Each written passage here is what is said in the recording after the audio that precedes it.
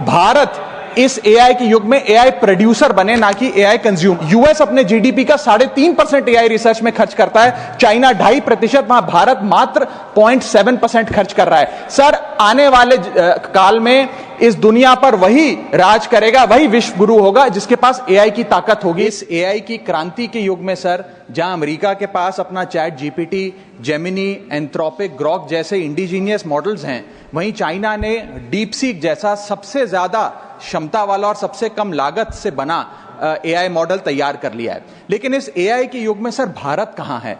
क्या भारत इस युग में पिछड़ता जा रहा है? क्या भारत अपना जनरेटिव एआई मॉडल नहीं बना पाएगा?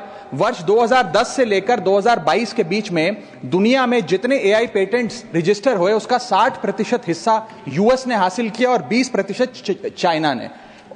दुनिया की 5वीं सबसे बड़ी अर्थव्यवस्था भारत ने मात्र 0.5% ही हासिल किया। सर, यह बात तो सत्य है कि यूएस और चाइना के पास एआई में एक हेड स्टार्ट है 4-5 साल का, लेकिन वो इसलिए है क्योंकि उन्होंने अपने रिसर्च में, एकेडमिया में और एआई डेवलपमेंट में निवेश किया।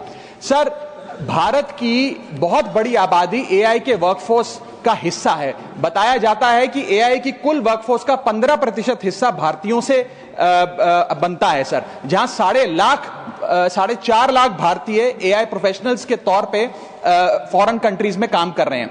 Sir, India ranks 3rd in highest penetration of AI skills. इसका मतलब यह है सर कि भारत के पास प्रतिभा भी है, मेहनती लोग भी हैं, ब्रेन पावर भी है, डिजिटल इकोनॉमी भी है और 90 करोड़ से ज्यादा इंटरनेट यूजर्स भी हैं। लेकिन फिर भी कहीं ना कहीं आज भारत एआई का कंज्यूमर बन गया है, एआई का प्रोड्यूसर नहीं बन पा रहा।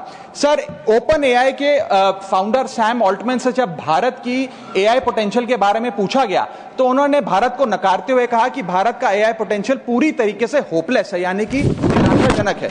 आज समय आ गया है सर कि हम उन्हें जवाब दें और भारत इस एआई के युग में एआई प्रोड्यूसर बने, ना कि एआई कंज्यूमर। इसके लिए सर कई कदम उठाने होंगे। सबसे पहले हमें इंडिजीनियस एआई चिप्स बनाने होंगे, इंडिजीनियस चिप मैन्युफैक्चरिंग भारत में इजाद करनी होगी। इसी के साथ साथ सर हमें एक डेडिकेटेड एआई इंफ्रा फंड तैयार करना होगा, एआई रिसर्च ग्रांट्स देने होंगे, एआई टैक्स ब्रेक्स देने होंगे और टैलेंट माइग्रेशन रोकना होगा ताकि भारत का टॉप टियर एआई टैलेंट और देशों में जाकर काम ना करे बल्कि भारत में काम करे।